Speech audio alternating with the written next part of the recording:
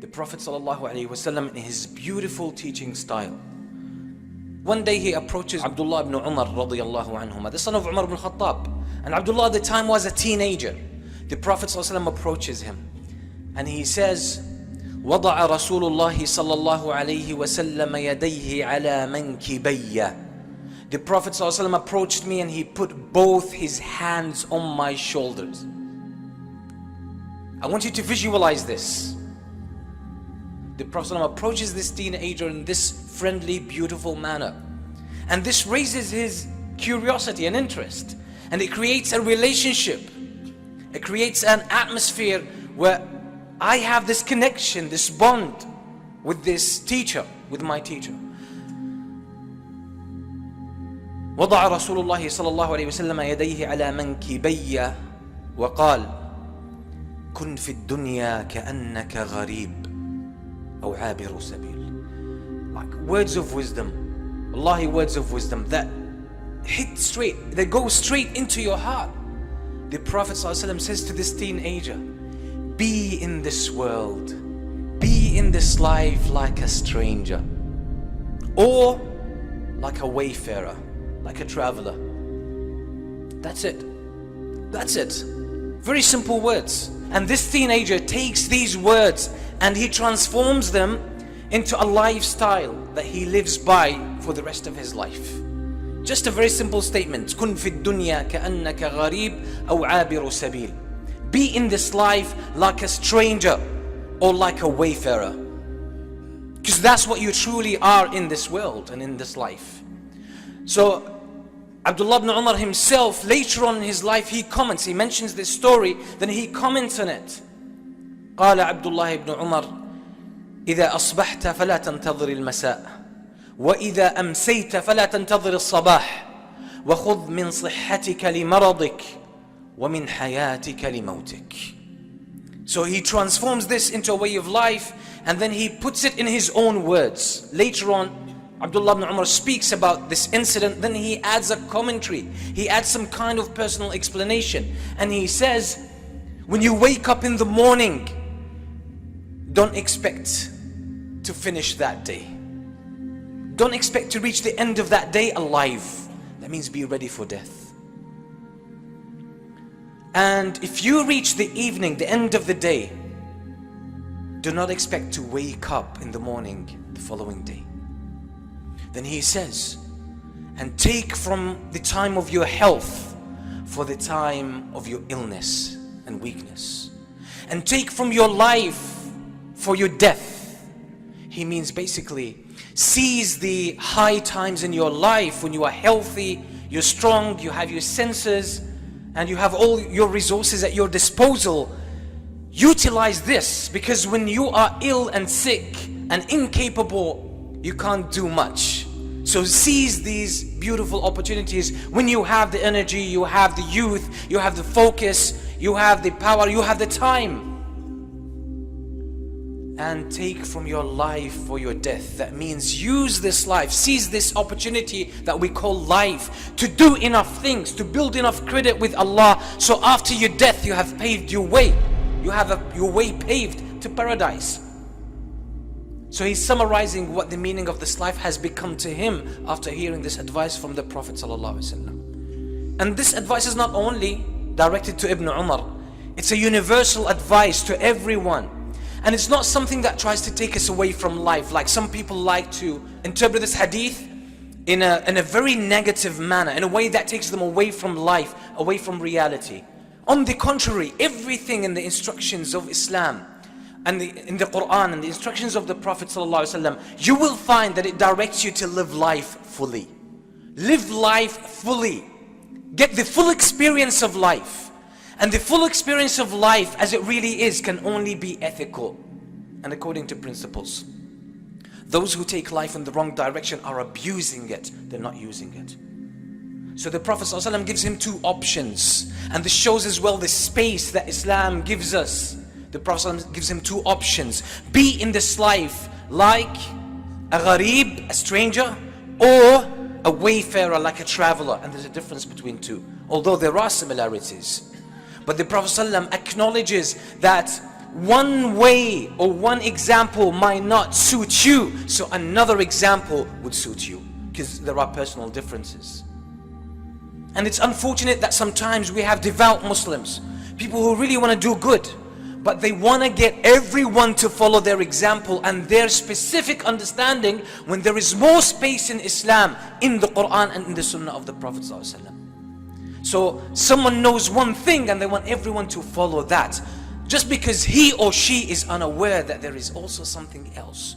There are other pathways within the framework of Islam, and this is why you find some differences among the companions of the Prophet ﷺ. So be in this life like a stranger.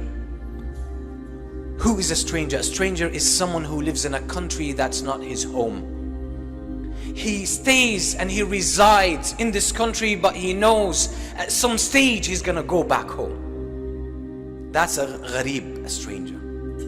So when he lives in that country, he recognizes that's not my home. That's not my home. That's not where I belong. I'm gonna go back to my country. I'm gonna go back home because that's where I belong. But I came here to do some kind of business. I came here to study. I came here for medication. I came here for any purpose and any reason. But I know my family is back home. My house is back home. My people are back home. My memories are back home. My future is back home. Everything is back home. So we are in this life are strangers. Because essentially we humans, the reality of the human being is their heart, is their soul. And this is why the soul feels as a stranger here. It knows it belongs to the world of the unseen.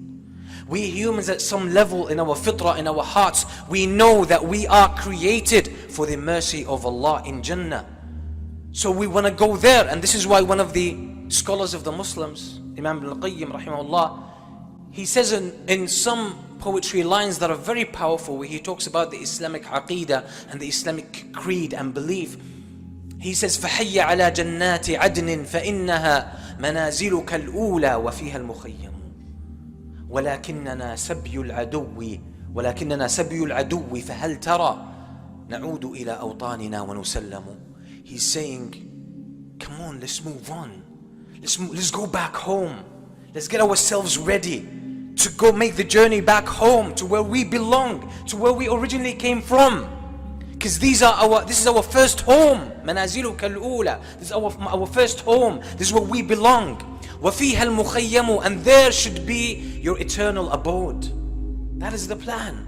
For you to go back there and live the rest of your time there, which is eternal. But he says we are captives now to our enemy, because shaitan managed to get us out of paradise. We are captive to shaitan, so we're going through the test of this life. So he's then wondering, are we gonna make it back home, or are we gonna stay stuck? So that's why we are strangers in this life. Truly, as a Muslim, we don't belong. But that doesn't mean I don't engage with life. I engage with life fully, and I build something in this life, and I have a contribution, and I worship my Lord, and I connect to people, and I'm good to others, and I have something to present, and something to contribute, and something to give, and something to offer, and I have a lot to learn, and I have a lot to do to grow as well. This is how the life of a Muslim should go. But yet I still see my final destination. So I see everything in this life as an open field, as an open opportunity for me to engage with, to learn from, to grow with, to build my faith more, to build my knowledge more, to build my wisdom more, to help people more, to offer others more, to create more contribution, to make this world a better place. Because all of this builds assets for me with Allah subhanahu wa ta'ala. And that's the very nature that Allah designed me according to. That's why we humans have this belief in helping others and in creating a contribution. That's when you see someone who's contributing, you feel the sense of jealousy and envy. You want to be there. And sometimes your heart aches if you're not reaching your full potential. And sometimes some tears roll down your cheek because you know, I want to do this because I'm designed for this. That's our fitrah. So that's what it means to be a stranger. I'm here, but my heart is in paradise. But I don't disengage from life. I don't run away from life. I don't hide from whatever happens in this life. I don't bury my head in the sand and let all the problems accumulate over me. Because if I do this, I won't be able to worship Allah properly. But if you can't materialize this, if you can't go through this life with this kind of attitude, the Prophet ﷺ gave another way. And it might be harder for some people, but it might be easier for others. أو عابر سبيل. Be like a wayfarer. A wayfarer is someone who travels, keeps traveling. He never settles in one place. He travels from one city to another, from one country to another. He's a traveler, keeps traveling through the world. He never settles. He never buys a house. And he might sometimes sleep in the street, in the open. And he doesn't buy any of the daily needs of a human being, or the needs of someone who is settled. He doesn't buy furniture. He doesn't buy stuff in the kitchen. He doesn't buy anything like that. Why? Because he keeps moving. He keeps moving, and he wants to keep his burden light. So that's a wayfarer. So that's another way, another attitude to go through this life. If you find being a stranger is not for you, maybe a wayfarer is for you. And let's admit it, there are people who have this in them. They don't want to engage so much in life. They grow and they prosper more when they are by themselves. More when they mind their own business. More when they focus on their small niche. And they go through this life quietly, and that's how they achieve and contribute. So the Prophet ﷺ recognizes this variety in human beings. So he's giving two different attitudes to life. And Ibn Umar radiallahu anhu, he understood this very well. And he just took one lesson that could be shared by everyone.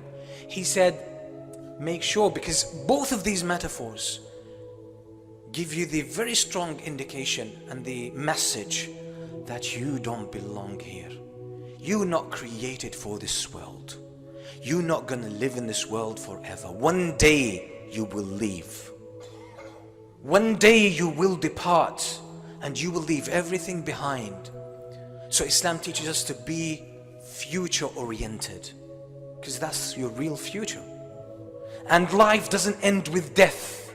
We know that death is just a transition from one stage to the other.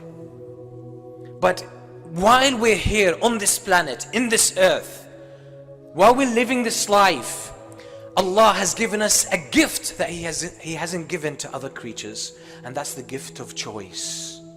The gift of choice. We can choose how to be. We can choose how to live. We can choose how to deal with this life. We can choose either to do good or to do bad. We can choose to be ethical and principled and obedient to Allah, or we can choose to be evil and bad and disrespectful and disobedient to Allah subhanahu wa ta'ala. We have the choice. Allah has given us this ability to make a choice. But once death comes upon you, there is no more choice.